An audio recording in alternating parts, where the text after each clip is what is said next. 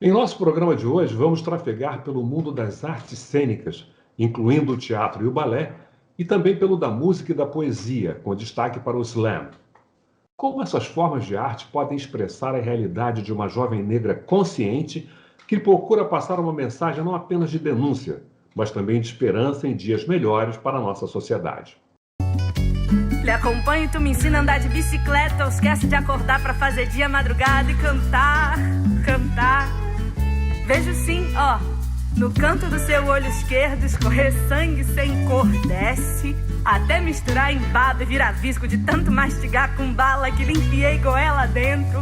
Ela, menina, eu queria ser adulta, não se adulterou. Contrariando estatística, o próprio verso, inversamente proporcional, hoje lhe oferece de volta a grande beleza da impureza. Sabe a tolice? É transitar entre mundos. Depois que a vida ensina, a criança domina, resta dentro sempre o amor. O corpo agradece, as dores padecem a lição que a infância ensinou. Depois que a vida ensina, a criança domina, resta dentro sempre o amor. O corpo agradece, as dores padecem a lição que a infância ensinou. Depois que a vida ensina, a criança domina, resta dentro sempre o amor. O corpo agradece, as dores padecem a lição que a infância ensinou. Depois que a vida ensina, a criança domina, resta dentro sempre o amor. O corpo agradece, as dores padecem a lição que a... Nossa convidada de hoje é o que chamamos de multiartista. Filha do cantor, ator e comediante Sérgio Lorosa, ela iniciou sua carreira estudando balé clássico, de onde passou para a dança do ventre, o balé moderno e a dança contemporânea. Aos 16 anos, entrou para a escola de atores Wolf Mayer, na qual teve que conciliar seu tempo entre as aulas de dança, de canto, teatro e o ensino médio. Depois de estudar artes cênicas na Unirio, atuou em vários espetáculos, dentre os quais Que Tempos São Esses?, da companhia Ensaio Aberto e O Encontro, Malcolm X e Martin Luther King Jr., e que também foi assistente de direção. Tendo também atuado na área musical, sua grande paixão é a poesia falada, o slam, por meio do qual fala na primeira pessoa e divide experiências com gente que tem vivências semelhantes à sua. Vamos conversar com a bailarina, atriz, cantora e poeta Luísa Lorosa. Luísa, é um grande prazer recebê-la no nosso programa, ter a oportunidade de conversar com uma jovem talentosa como você, com a sua atuação na dança, na poesia, na música, no teatro, né? Tudo isso, você filha do Sérgio Lorosa, tudo isso vem da genética? Olá, boa tarde, boa noite, bom dia, não sei exatamente, mas muito obrigada pelo convite e com certeza, assim, vem não só da genética, mas da vivência também, né?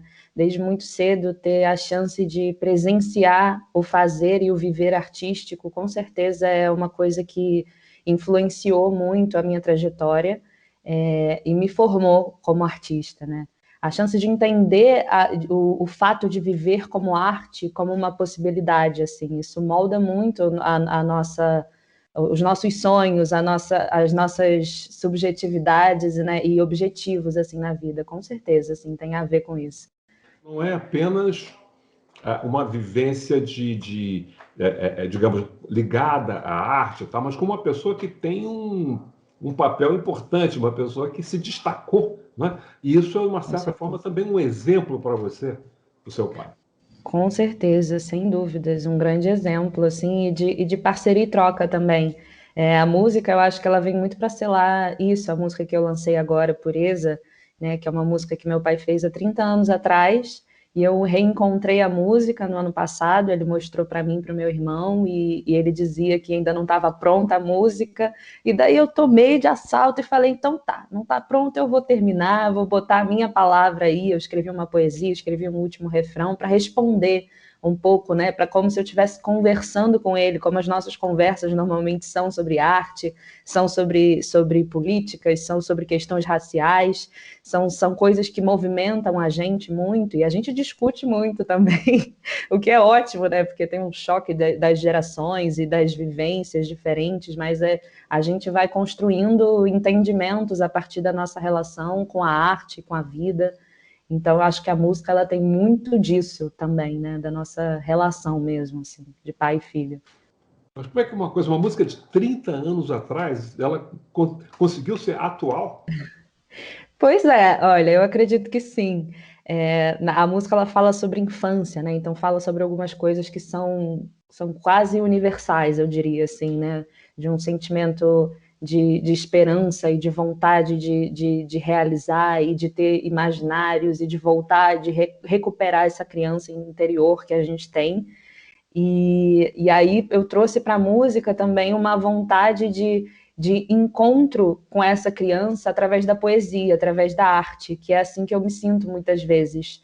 Eu sinto que eu deixo a minha criança viva a partir do momento que eu brinco com ela, e eu brinco com ela de fazer arte, de fazer teatro, de fazer dança, de fazer poesia.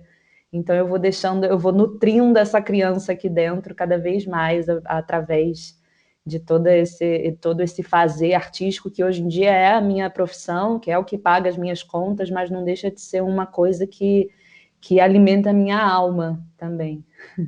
E você coloca essa criança, criança, em diálogo com seu pai. Exatamente, exatamente. O texto que eu falo no meio da música, né? Ele começa dizendo: ei, devolvo-te a poesia, né?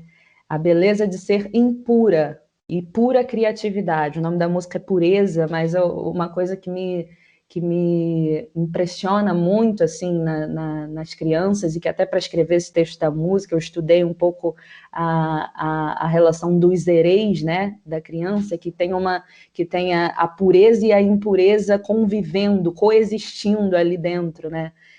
E isso que é uma coisa que traz axé, que traz possibilidade de vida, que traz outras formas de enxergar o mundo. Não é só uma pureza, né, que não tem sujeira, não é sobre não ter sujeira, é sobre ter sujeira também. Eu acho que isso que me encanta na relação da criança, assim, de misturar as coisas e de sujar, de babar e deixar aquela coisa com mais vida, assim, com mais sentido, com mais bobeira. E eu quis muito trazer isso assim na música, no clipe, trazer uma relação de brincadeira mesmo, e como que eu trago a minha criança de volta. E aí a brincadeira de criar várias personagens é uma coisa que me fez recuperar esse imaginário infantil da Luísa criança, que adorava inventar personagens e brincar na rua.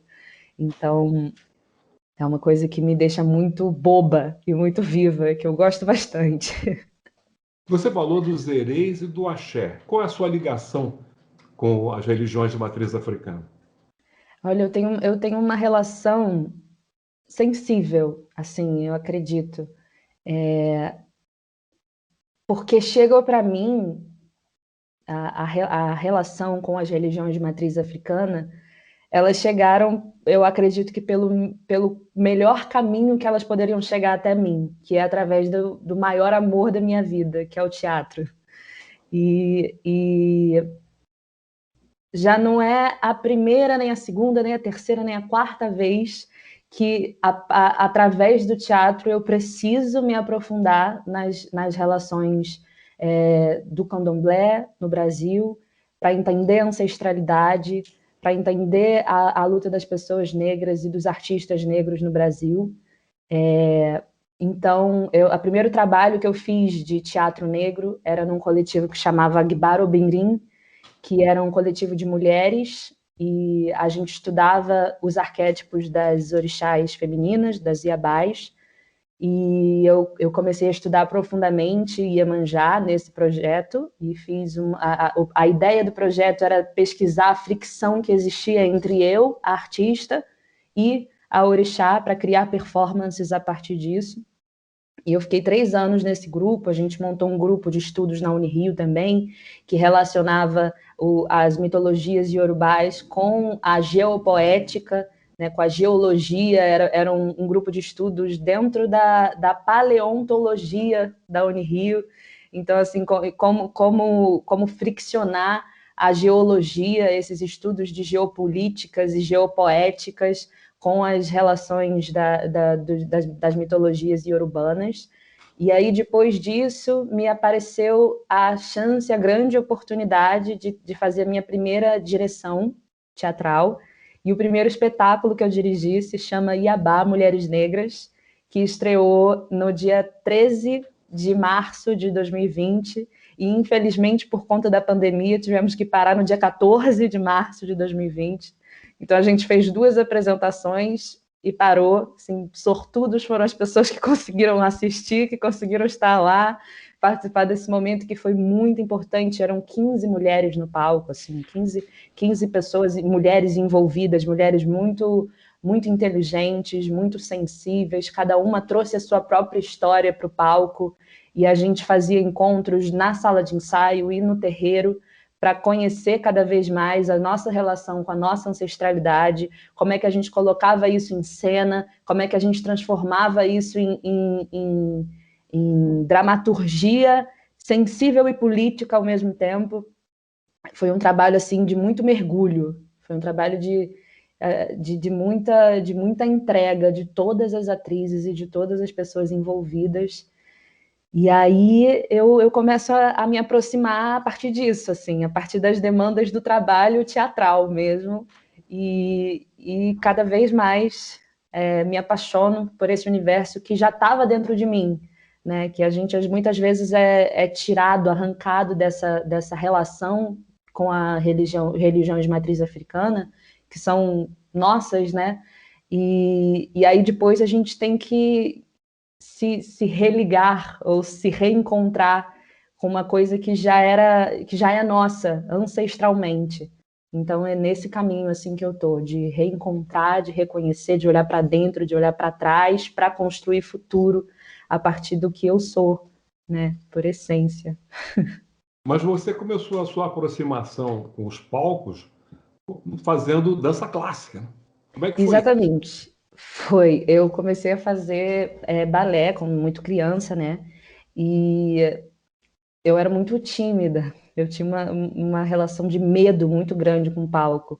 E eu me lembro das vezes que eu subia no palco e eu não conseguia fazer nada. Eu ensaiava, chegava na hora eu não conseguia. Eu me lembro a primeira vez que eu consegui fazer e foi dançando balé.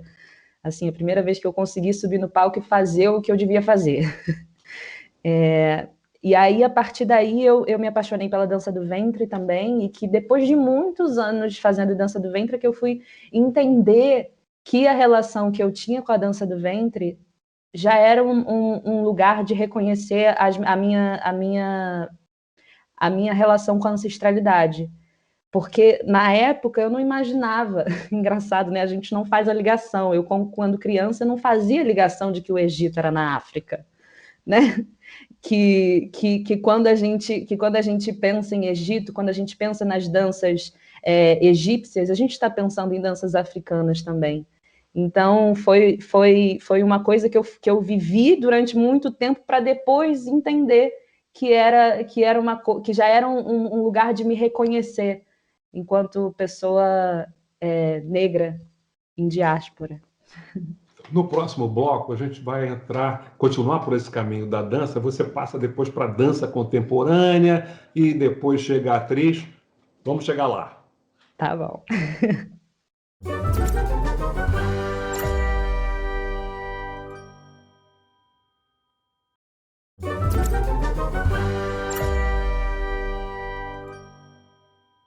Luísa, no final do primeiro bloco, nós falávamos de como você começou, digamos, a sua carreira nos palcos pela dança clássica. E depois você veio para a dança do ventre, dança contemporânea, e depois chegou a atriz.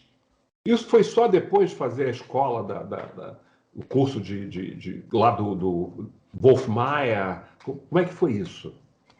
Então, eu sempre quis ser atriz, né? E aí eu falava para o meu pai, eu quero ser atriz, quero fazer teatro, quero fazer TV.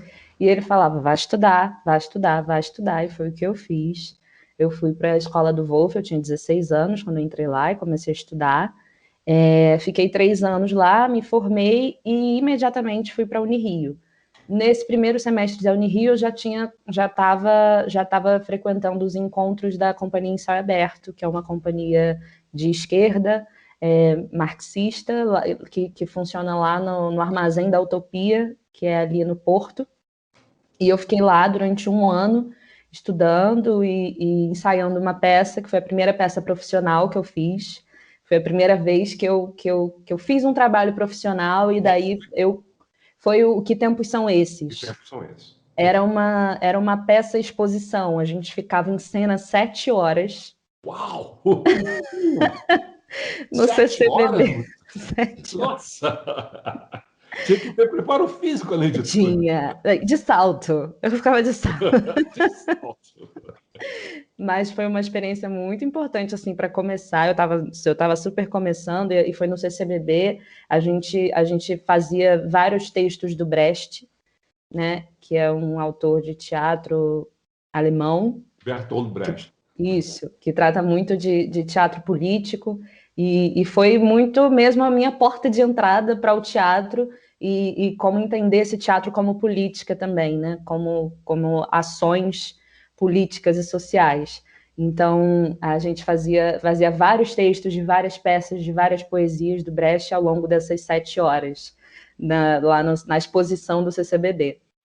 E aí eu continuei na Unirio e eu continuo até hoje, porque graças às deusas eu não parei de trabalhar de lá para cá, e infelizmente eu ainda não consegui me formar. Não. Por conta disso.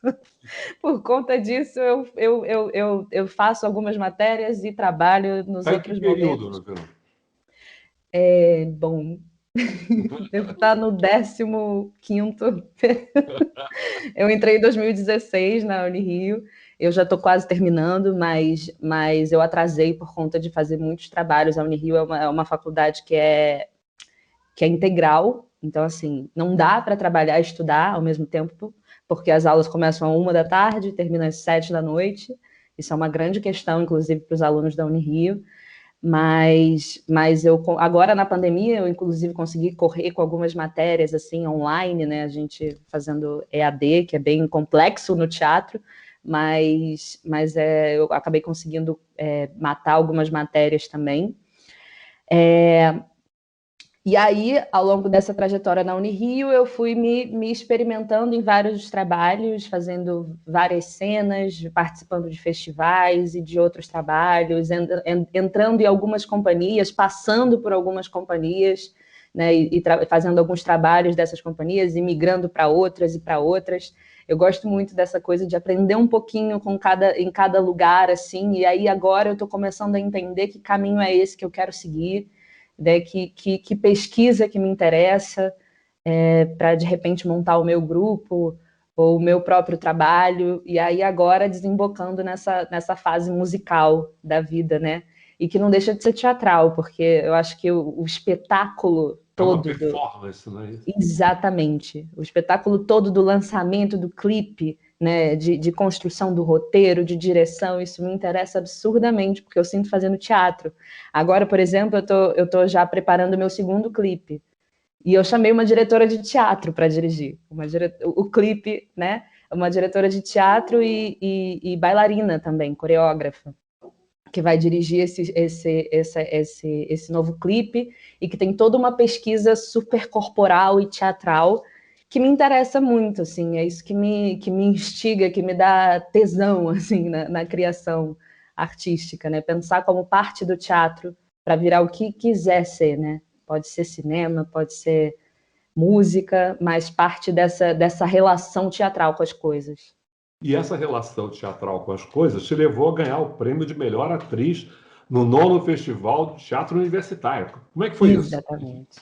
Olha, foi muito legal. Foi a primeira vez que eu fiz um solo. Foi um solo que chamava Mar Seco que Terra Molhada. Era um compilado de vários escritos meus ao longo do ano de 2018 e de 2019, que eu escrevi bastante, que eu estava bastante ligada às lutas, né, raciais e femininas, e de entendimento de mim, de eu mesma na sociedade. Então eu escrevi bastante e fiz esse solo e participei desse festival, que é um festival de teatro universitário. E aí eu ganhei o prêmio de melhor atriz, fiquei muito feliz com esse prêmio, foi um prêmio muito importante, mas mais do que o prêmio, eu me lembro daquele dia, né, do festival, por algo que me moveu muito forte para dizer coisas que eu precisava dizer, né? Eu escrevi um texto para falar sobre o fato de ter vencido aquele prêmio, né, que de alguma forma tentava escancarar algumas contradições muito grandes daquele festival e de vários outros festivais, com relação à construção do júri, né? Aquele festival, por exemplo, ele, com 9 anos de história, tinha 90, eu não me lembro exatamente o número, mas eram 90 jurados brancos para 3 negros, né? Então, assim, como é que 90 jurados brancos e 3 negros vão julgar a minha cena? Para quem que eu estou fazendo essa cena? E com que parâmetros essas pessoas vão julgar a minha arte? Né? Então, assim, numa tentativa, o meu discurso, uma tentativa de provocação mesmo, assim, de mudanças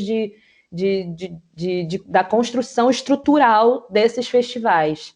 Como é que eles querem tratar de diversidade, né, como eles dizem, e sem ter representatividade, representação ali da gente, ali para poder julgar, para se apresentar, para comandar esses espaços, né, para dizer o que é bom, o que é ruim, o que vale a pena ou o que não vale a pena ser dito. É difícil. E é por isso, talvez, que você adotou o slam.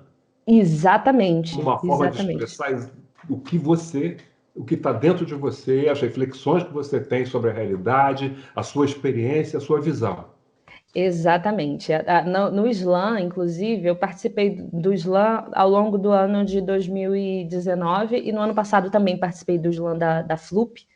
E os textos que eu falava lá são reflexões a partir do fazer mesmo. Tem um texto que eu sempre falo, que eu me pergunto sobre os formatos de fazer Pode poesia. mandar um pedacinho dele para a gente aí? Acho que consigo. Não sei se eu me lembro, mas qualquer coisa eu cato ele aqui. Ele começa perguntando quem é que limpa o sangue que eles gostam de ver nas ruas, nas telas, nos palcos. Quem limpa? É a lágrima que limpa?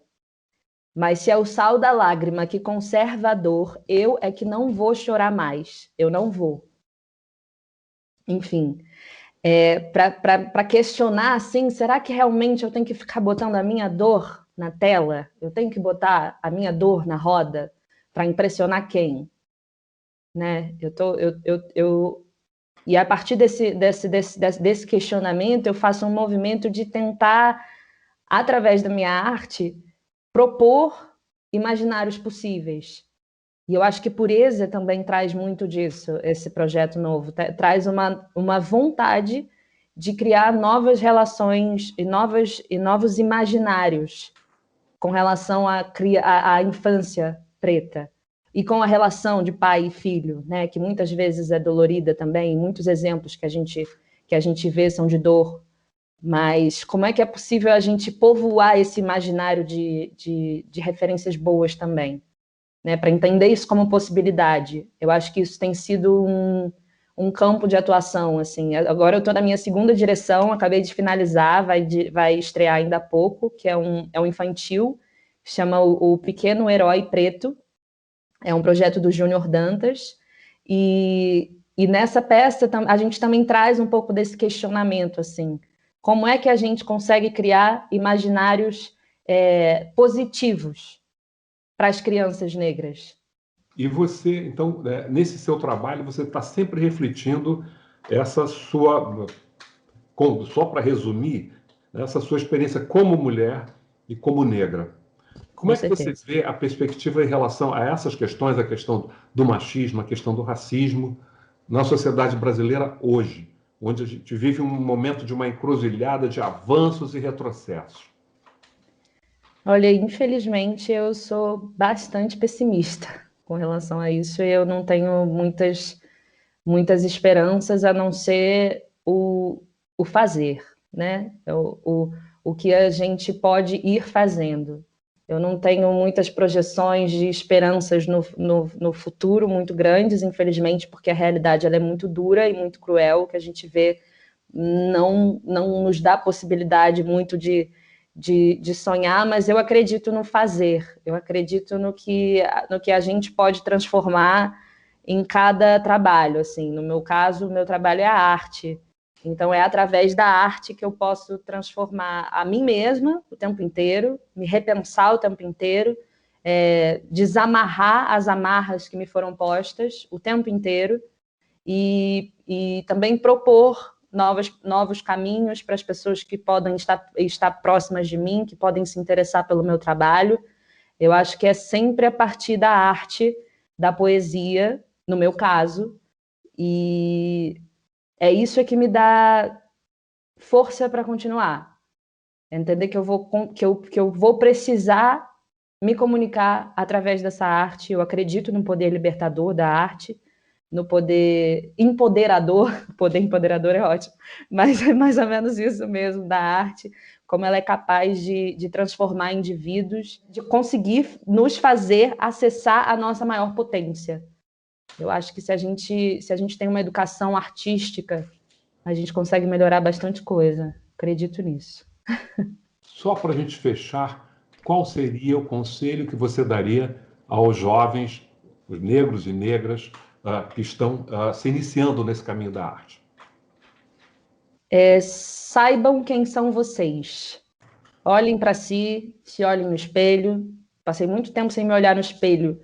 Quando eu voltei a me olhar no espelho, isso foi revolucionário para mim, assim, de me reconhecer, olhar para mim, me entender, me aceitar, para me organizar, entender o que eu quero, quais são os meus objetivos, tenha sonhos e planos concretos, tenha metas, vá um passo de cada vez, esteja em comunidade, esteja em coletividade, acredite nos seus, acredite em você. Eu acho que é isso que faz a roda girar, assim. Luísa, muito obrigado pela sua participação e esperamos que você continue tendo sucesso e avance nessa sua carreira muito bem iniciada. Parabéns. Eu que agradeço demais, é um prazer, uma honra gigantesca estar aqui com vocês. Vocês são inspiração e referência para mim. É isso, sigamos. Muito obrigada. Até a próxima.